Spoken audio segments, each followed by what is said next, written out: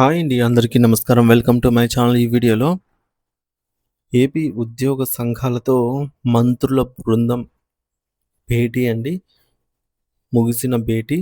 తీసుకున్నటువంటి కీలక నిర్ణయాలు ఇవే అంటూ అప్డేట్ రావడం జరిగింది. మరి దీనికి సంబంధించి పూర్తి వివరాలు ఈ వీడియోలో తెలుసుకుందాము. వీడియో అయితే ఎక్కడే కానీ స్కిప్ చేయకుండా ఎండ్ వరకు చూసేయండి. ఇన్ఫర్మేషన్ పూర్తిగా అర్థమవుతుంది.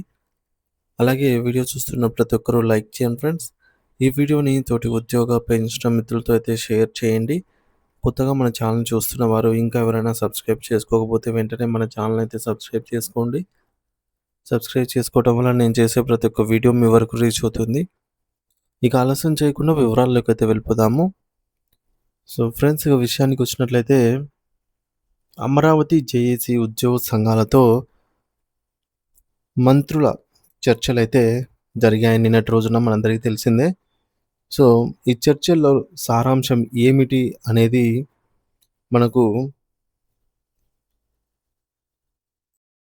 మంత్రులు పార్థసారథి మరియు అనగాని సత్యప్రసాద్ గారు అయితే ప్రెస్ మీట్ ద్వారా తెలియజేయడం జరిగింది. ముందుగా వారు ప్రెస్ మీట్ ద్వారా ఏం తెలియజేశారు అనేది వారి మాటల్లోనే విందాము. తదుపరి ఈ యొక్క ప్రెస్ మీట్ కంప్లీట్ అయిపోయిన తర్వాత ఉద్యోగులు, పెన్షనర్లు దీని గురించి ఏమనుకుంటున్నారు అనే వివరాలు కూడా వివరంగా తెలుసుకుందాం. ముందైతే ఈ ప్రెస్ మీట్లోని ముఖ్యాంశాలు ఏంటనేది ఇప్పుడు చూసేయండి. ఈరోజు అమరావతి జేఏసీ ఉద్యోగ సంఘాలతో రెవెన్యూ మంత్రివర్యులు సత్యప్రసాద్ గారు నేను చర్చించడం జరిగింది. వారికి ఉన్న సమస్యల గురించి వారు వివరించడం జరిగింది. మరి చర్చల్లో గత ప్రభుత్వంలో చంద్రబాబు నాయుడు గారు వారికి బాగా చేశారు, ఉద్యోగ సంఘాలకు అనుకూలంగా ఉన్నారు, వారికి చాలా మేలు జరిగినాయి అనే అభిప్రాయంతో ఉద్యోగ సంఘ నాయకులందరూ కూడా చర్చల్లో పంచుకోవటం జరిగింది. మరి ఏదైతే వారు డిమాండ్స్ ఇచ్చారో వాటి మీద కొంత ప్రిలిమినరీగా మేము డిస్కస్ చేయటం కూడా జరిగింది. తదుపరి 21వ తారీఖున కానీ లేకపోతే దానికి ముందు కానీ అన్ని ఉద్యోగ సంఘాలతో కూడా చర్చించి ముఖ్యమంత్రి గారి దృష్టికి ఈ డిమాండ్స్ గురించి తీసుకువెళ్ళి తప్పకుండా సానుకూలంగా ఆలోచన చేస్తామని చెప్పేసి కూడా వారికి చెప్పడం జరిగింది. వారు కూడా ఈ సమావేశం పట్ల సంతృప్తి వ్యక్తం చేసి త్వరగా మీటింగు ఏర్పాటు చేయమని చెప్పేసి ఫైనాన్స్ మినిస్టర్ గారు కూడా ఉండే విధంగా చేయమని చెప్పేసి వారు కోరటం జరిగింది. మరి ఫైనాన్స్ మినిస్టర్ గారు మరి ప్రీ ఆక్యుపైడ్ ఉండటం మూలంగా, అంటే ఇంపార్టెంట్ మీటింగ్స్, ప్రభుత్వానికి సంబంధించి మీటింగ్స్ ఉండటం మూలంగా ఈరోజు రాలేకపోయారు. తప్పకుండా వారి అనుకూలమైన సమయం తీసుకుని అవకాశం ఉంటే 21 లోపలే మరి మీటింగ్ ఏర్పాటు చేస్తానికి, తప్పకుండా మీటింగ్ ఏర్పాటు చేస్తానికి కూడా మేము ప్రయత్నం చేస్తామని చెప్పేసి కూడా వారికి తెలియజేయడం జరిగింది.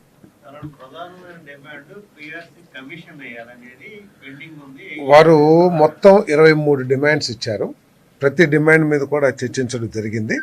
వాటన్నిటినీ కూడా ఇంకా ఫైనాన్స్ మినిస్టర్ గారు వచ్చిన తర్వాత కూడా చర్చించి ఏదైతే 21వ తారీఖున ఏదైతే సమావేశం అనుకుంటున్నామో, లేదు అంతకంటే ముందైనా జరగవచ్చు, ఆ సమావేశంలో ఒక నిర్దిష్టమైన అవగాహనకి వచ్చి ముఖ్యమంత్రి గారి దృష్టికి తీసుకెళ్తాం. ఒక మంచి వాతావరణం ఉండాలా, రాష్ట్రం అభివృద్ధిలోకి ముందుకు వెళ్తూ ఉంది, ఎక్కడ కూడా ఉద్యోగ సంఘాలకి ప్రభుత్వానికి గ్యాప్ ఉండకూడదు అనే లక్ష్యంతోనే మేము ఇలా కూర్చోవడం జరిగింది. అన్ని సంఘాల నాయకులను కూడా పిలిచి, ఎలా అయితే పెద్దలు చెప్పారో ఇప్పుడు పార్థసారథి గారు, వచ్చే వారం కూర్చుని వారి అన్నీ కూడా చర్చించి ప్రిలిమినరీగా మేము ఒక డేటా తీసుకుని దాన్ని ముఖ్యమంత్రి గారి దృష్టికి తీసుకెళ్ళి తప్పకుండా సానుకూలంగా, ఎందుకంటే గత ప్రభుత్వం చేసిన తప్పిదాల మూలంగా ఈరోజు ఇంత ఇబ్బందులు పడుతూ ఉన్నాం. చాలా పెరిగిపోయినటువంటి పరిస్థితి. వాళ్ళు అడిగే దాంట్లో కొన్ని జస్టిఫికేషన్స్ ఉన్నాయి.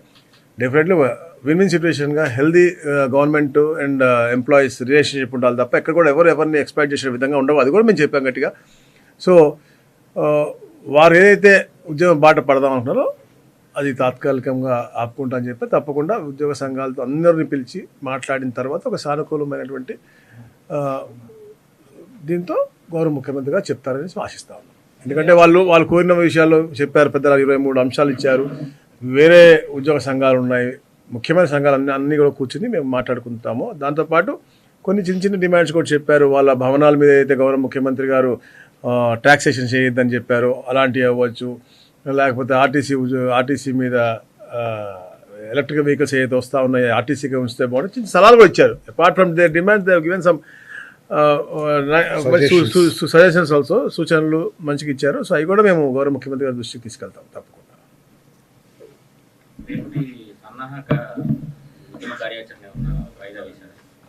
ఇంకా ఒక మంచి హెల్దీ రిలేషన్షిప్ కోసం మేము మాట్లాడుతూ ఉన్నాం. వాళ్ళ గ్యాప్ ఉండేది కాబట్టి అయింది మాట్లాడుతూ ఉన్నాం. సో ఏపీజేఏసీ అమరావతి ఏదైతే ఉందో వాళ్ళు కూడా నిన్న ఒక మీటింగ్ అయింది. ఇవాళ మేము ఇద్దరం మాట్లాడాం. నిన్న నేను కేశవ్ గారు మాట్లాడాం. వారు ఏదైతే సన్నాహకం అన్నారో అవసరం లేదని వాళ్ళు భావించారు కాబట్టి వాళ్ళు కూడా ఆ సంఘాలతో మాట్లాడు. మాకేంటంటే ఒక సంఘం అని కాదు, దే ఆర్ డిఫరెంట్ అసోసియేషన్స్, అందరితో కూడా మాట్లాడి ఒక సొల్యూషన్ మేము వస్తాం. అంటే అన్నీ ఒకేసారి మనం కూడా చేయలేము కాబట్టి ఏదైతే చేయాలో, ఏదైతే ఇప్పుడు సోదరులు అడిగినట్టుగా పీఆర్సీ గురించి అవ్వచ్చు, లేకపోతే వాళ్ళకు ఉన్నట్టు ఏరియాస్ అవ్వచ్చు, డిఎల్ అవ్వచ్చు. సో అవన్నీ కూడా గౌరవ ముఖ్యమంత్రి గారి దృష్టి తీసుకెళ్ళి మన రాష్ట్ర పరిస్థితి మీ అందరికీ తెలిసిందే, దాంట్లో చూసుకుని ఏది ఎప్పుడు ఎలా చేయగలం అనేది ఒక వే ఫార్వర్డ్ ఒకటి మేము వాళ్ళకి చెప్తాం. దాని ప్రకారంగా ఇలాంటి అంటే వీళ్ళు ఎక్కడ కూడా ఇలాంటి ఇంత చెప్పినట్టుగా వాళ్ళు కూడా ఉన్న పరిస్థితి అర్థం చేసుకుని ముందుకెళ్ళాలి తప్ప ఎక్కడ కూడా దీన్ని కొంచెం అంటే మీరు అన్నట్టుగా కార్యాచరణ ఉద్యమం అలాంటి it's not a healthy atmosphere. We want to maintain the peaceful nice atmosphere అంతే. మంచి వాతావరణంలో గవర్నమెంట్ వచ్చి మినిమం చేయాల్సిన డిఎల్ కానీ పిఆర్సీ కమిషన్ వేయడానికి కూడా ఇంతవరకు అవ్వలేదు. తెలంగాణలో పిఆర్సీ కమిషన్ వేసారు, వాళ్ళకి రిపోర్ట్ కూడా ఇచ్చారు. ఇక్కడ ఏం చేయలేదు. 2 ఏళ్ళు అయింది. ఉద్యోగులు పూర్తిగా మాకు అన్యాయం జరుగుతుందని ప్రధానమైన ఆరోపణ. అదే మీ దగ్గర కూడా చెప్పారు. రిలీఫ్ అయినా వీటి కదా వారు 23 డిమాండ్స్ ఇచ్చారు.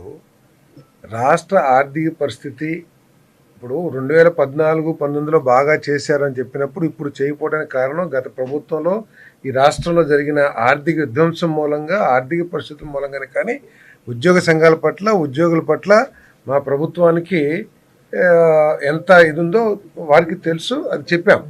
రాష్ట్ర ఆర్థిక పరిస్థితి కుదేలైపోయింది కాబట్టి మరి రాష్ట్రాన్ని మళ్ళీ పట్టాల మీద ఎక్కించడం కోసం, సస్టైనబుల్గా తయారు చేయడం కోసం, ఆర్థికంగా బలంగా ఉంటేనే సోషల్ వెల్ఫేర్ స్కీమ్స్ కానివ్వండి, లేకపోతే ఎంప్లాయీస్కి కానివ్వండి, లేకపోతే అభివృద్ధి కానివ్వండి జరుగుతూ ఉంటుంది. సో ముఖ్యమంత్రి గారు ఏ విధంగా ఈ రాష్ట్రాన్ని ఆర్థికంగా బలోపేతం చేయడానికి ప్రయత్నం చేస్తున్నారని కూడా వారికి వివరించాం. మంచి సౌహృద వాతావరణంలో ఒకరి సమస్యలు ఒకరు అర్థం చేసుకున్నాం, వారికి చెప్పాం, వారు కూడా ఒప్పుకున్నారు సమస్యలన్నిటి కూడా. కాబట్టి మళ్ళీ 21న ఏదైతే సమావేశం జరిగిద్దో అప్పుడు తప్పకుండా వీటిని డీటెయిల్గా డిస్కస్ చేద్దాం. ఫైనాన్స్ మినిస్టర్ గారు కూడా ఉండాలి కదా, వారు ఉన్నప్పుడు డీటెయిల్గా డిస్కస్ చేసి అన్ని సంఘాలతో కూడా డిస్కస్ చేసి ఒక కాంప్రహెన్సివ్ దీన్ని అభిప్రాయాన్ని మన ముఖ్యమంత్రి గారి దృష్టికి తీసుకెళ్ళి దీనికి ఒక చేస్తాం. అన్ని వర్గాలు ఇంకా ముందే పెట్టమని కోరారు వీరు. అంటే మాకు కొన్ని మీటింగ్స్ దాన్ని బట్టి ప్రీఆక్యుపైడ్ ఉన్నాయి కాబట్టి చూసి దాని ప్రకారంగా అయితే చూసారు కదా ఫ్రెండ్స్. చేస్తాం. ఇప్పుడు ఉద్యోగులు పెన్షన్లు ఏమనుకుంటున్నారు అనేది చూద్దాము. ముఖ్యంగా ఐఆర్ ప్రకటించండి, పిఆర్సీ కమిటీ వేయండి, 5 డిఏలు పెండింగ్లో ఉన్న వాటిని విడుదల చేసేదానికి చూడండి, అలాగే సరెండర్ లీవ్ ఇవ్వండి అని అయితే అడుగుతున్నారు. మరొకరు ముఖ్యమైన మీటింగ్లో ఆర్థిక మంత్రి పయ్యావుల కేశవ్ గారు ఉన్నారు, అంటే ఉద్యోగుల సమస్యలు అంత ముఖ్యమైనవి కావని చెప్తున్నారు సార్ అంటున్నారు. సో ఈ యొక్క కార్యక్రమం అంతా జరపడానికి సుమారు సంవత్సర కాలం పడుతుంది, ఏవైతే ఇప్పుడు ప్రెస్ మీట్లో తెలియజేశారో అవన్నీ కూడా. ఇకపోతే ఆలోచన చేస్తూ ఉండండి, మేము ఆలోచిస్తూ ఉంటాము, నెక్స్ట్ ఎలక్షన్స్లో రిఫ్లెక్షన్ ఉంటుంది అని అంటున్నారు కేఆర్యు బ్రదర్ అంట. సో ఇక ఎప్పుడు ఏ ప్రభుత్వ కాలంలో కూడా రాష్ట్ర ఆర్థిక పరిస్థితి బాగుందని చెప్పండి, అన్ని పార్టీలు అధికారం కోసం ఫ్రీ బైస్ ఇస్తూ రాష్ట్రాలను దివాలా తీస్తూ ఉన్నారు అంటున్నారు. అలాగే మరొకరు 10 రోజులు గ్యాప్, ఇంకో మీటింగ్కి ఇలా ఎన్నికల చివరి వరకు గడపండి సార్ ధర్నా ఆపడానికి అంటున్నారు. సో సత్యప్రసాద్ గారు 2 ఇయర్స్ నుండి 5 డిఏలు అలాగే ఎస్ఎల్స్ డిఏ అరియర్స్ పెండింగ్ ఉన్నాయి, ఐఆర్ పెండింగ్ పెట్టారు. సో మీరు చేసేది హెల్తీ అట్మాస్ఫియరే అంటారా, అంటే హెల్తీ అట్మాస్ఫియరే అంటున్నారా అని అయితే అడుగుతున్నారండి. అంటే వారి అభిప్రాయాలను వెల్లడిస్తూ ఉన్నారనమాట. కాంట్రాక్ట్ బేస్ వాళ్ళను రెగ్యులర్ చేయండి సార్ అంటూ ఈ క్వెషన్ అయితే చాలామంది ఈ యొక్క రిక్వెస్ట్ అయితే చాలామంది కోరుతున్నారండి. అలాగే త్వరలోనే సీఎం చంద్రబాబు వీరికి సంబంధించి మంచి న్యాయం చేయాలని అయితే కోరుకుంటున్నాను. ఇకపోతే ఎన్‌హెచ్‌ఎంలో పనిచేస్తున్న కాంట్రాక్టు ఉద్యోగులు ఎంటీఎస్ లేదు, పీఆర్సీ లేదు, ప్రాథమిక ఆరోగ్య కేంద్రంలో 20 సంవత్సరాలుగా క్లాస్ 4 కాంటిజెంట్ వర్కర్స్‌గా పనిచేస్తూ ఉన్నాము.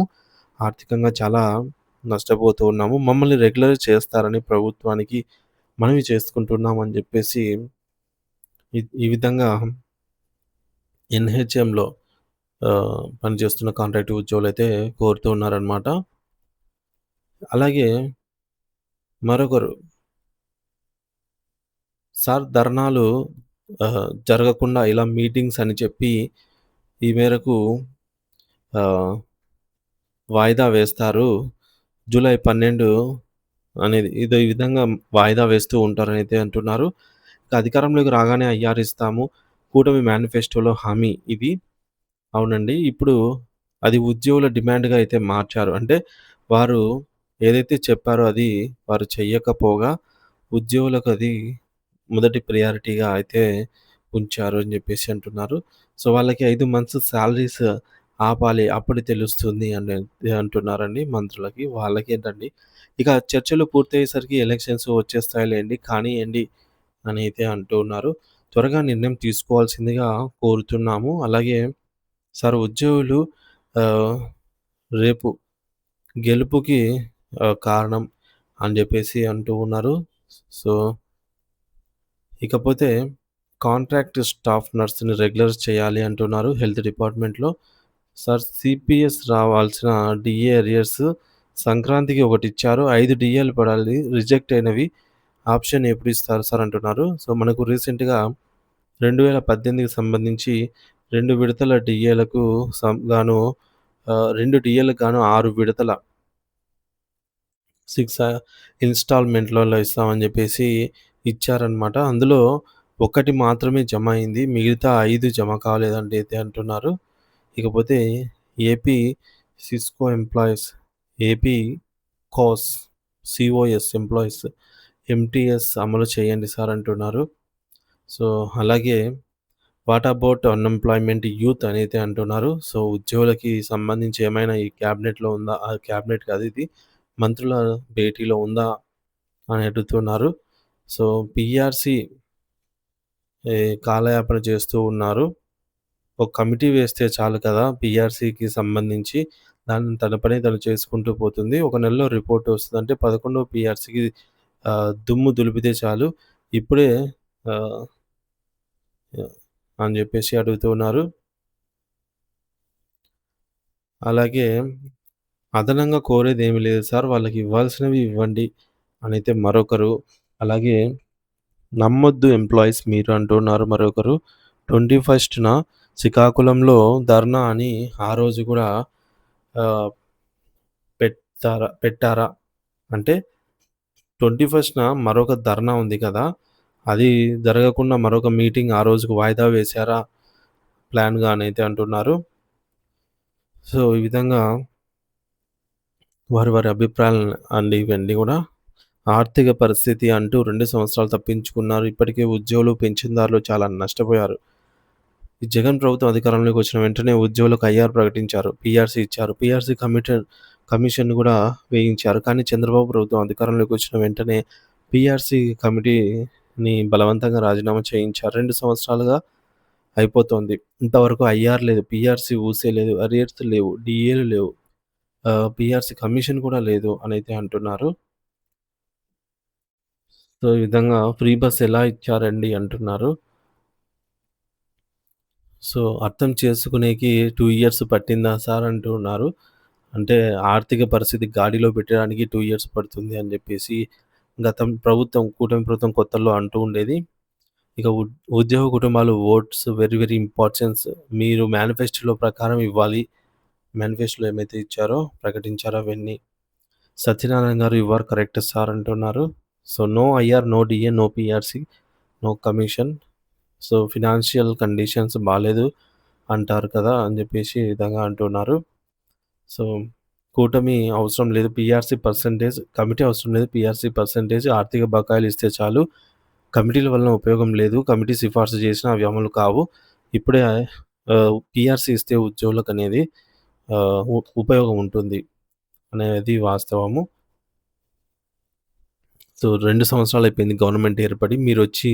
వచ్చిన వెంటనే ఐఆర్ ఇస్తామన్నారు కదా! పీఆర్సీ కమిషన్ ఇంతవరకు నియమించలేదే అనైతే క్వెషన్ చేస్తూ ఉన్నారు.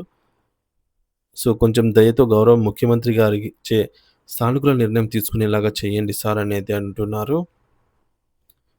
సో, ఈ విధంగా వారందరూ వారి అభిప్రాయాలండి ఇవన్నీ గూడా వ్యక్తపరచడం జరిగింది.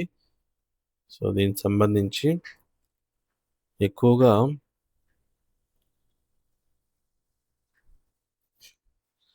ఉద్యోగులకు సంబంధించి పెండింగ్ బకాయిలు ముఖ్యంగా పీఆర్సీ, ఐఆర్ సంబంధించి డీఏ బకాయిలు పెండింగ్ అంశాలు వాటికి సంబంధించి అయితే ఎక్కువ మంది క్వెషన్ చేయడం జరిగిందండి.